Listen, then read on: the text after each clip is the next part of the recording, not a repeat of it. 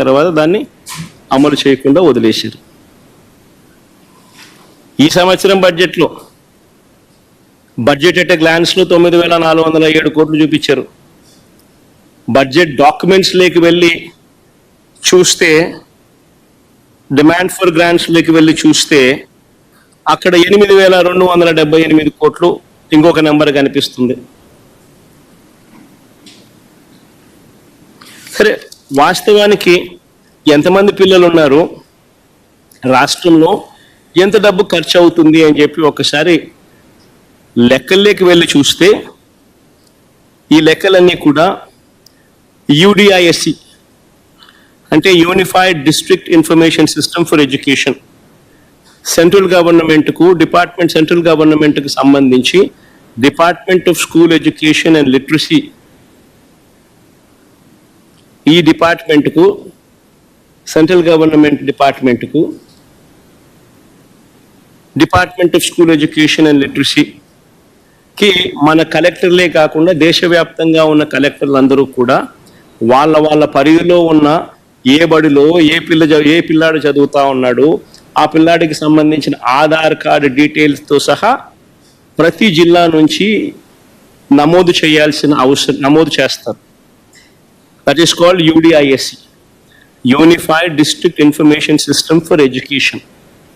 ఇది మ్యాండేటరీగా, పీరియాడికల్గా, రెగ్యులర్గా ప్రతి డిస్ట్రిక్ట్ కలెక్టరు దేశవ్యాప్తంగా ఈ యూడిఐఎస్సికి తాను అప్లోడ్ చేస్తూ ఉంటాడు.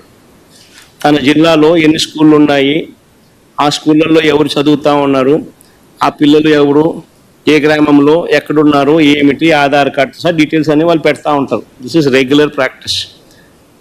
మన రాష్ట్రానికి సంబంధించి ఇదే రిపోర్ట్ ఇదే వెబ్సైట్లోకి వెళ్ళి చూస్తే, central government entity department of school education and literacy వెబ్సైట్లోకి వెళ్ళి చూస్తే యూడిఐఎస్సి రిపోర్టు ఫర్ 2023-24లో చూస్తే ఆంధ్రప్రదేశ్కు సంబంధించి 87,41,885 మంది పిల్లలు ఆంధ్ర రాష్ట్రంలో 12వ తరగతి దాకా చదువుతూ ఉన్నారు.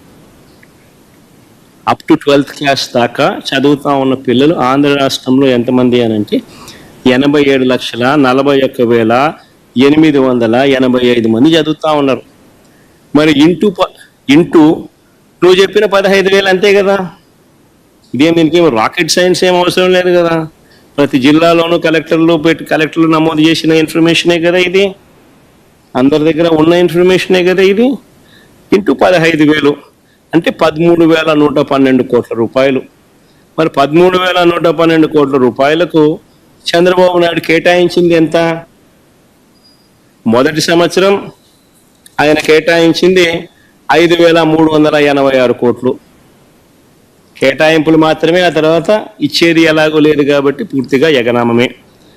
రెండో సంవత్సరం, ఈ సంవత్సరం ఎంత కేటాయించాడు అని అంటే బడ్జెట్ అట్ గ్లాన్స్లో ఒక నెంబర్ 9,407 కోట్లని, గ్రాంట్స్లో ఏమో డిమాండ్ ఫర్ గ్రాంట్స్లో ఏమో ఆ డాక్యుమెంట్స్ చూస్తే కేవలం 8,278 కోట్లని ఇంకొక నెంబర్ కనిపిస్తుంది. కానీ ఎక్కడైనా కూడా 13,112 కోట్ల రూపాయలు 13,112 కోట్లు అనేది ఎక్కడా కనిపించదు. ఎందుకంటే ఎలాగూ ఇచ్చేది లేదు, ఎలాగూ మోసం చేయడమే, ఏదో ఒక నెంబర్ పెట్టాలి కదా అని చెప్పి నడిపిస్తూ ఉన్నారు. ఈ ఒక్క పథకం ద్వారానే ఇప్పటికే ప్రతి పిల్లాడికి చంద్రబాబు నాయుడు 15,000 బాకీ పడ్డాడు. 15,000 ప్రతి పిల్లాడికి చంద్రబాబు నాయుడు ఇప్పుడు ఎగనామం పెట్టాడు. ఈ సంవత్సరం బడ్జెట్ కూడా లెక్కేసుకుంటే ప్రతి పిల్లాడికి చంద్రబాబు నాయుడు 30,000 రూపాయలు ఎగనామం పెట్టినట్టు అవుతుంది, బాకీ పడినట్టు అవుతుంది. చివరికి చిన్న పిల్లలను కూడా వదిలిపెట్టడం లేదు, ఎగనామం పెట్టడంలోనూ బకాయిలు పెట్టడంలోను, బాకీలు పెట్టడంలోను. అయ్యో, చూసేదానికి కూడా బాగుండదయ్యా. మరి చిన్నపిల్లల దగ్గరికి కూడా ఎందుకు అయ్యా ఈ పద్ధతిలోకి పోతావు చంద్రబాబు? అస్సలు బాల. సో ఇంకా రైతులకి సంబంధించి మాట్లాడదు. చంద్రబాబు నాయుడు అన్నాడు ఎన్నికల వేళ సూపర్ 6 అన్నాడు, సూపర్ 7 అన్నాడు. ఎన్నికల వేళ పిఎం కిసాన్ కాక అన్నదాత సుఖీభవ పేరుతో 20,000 రూపాయలు ఇస్తామన్నాడు.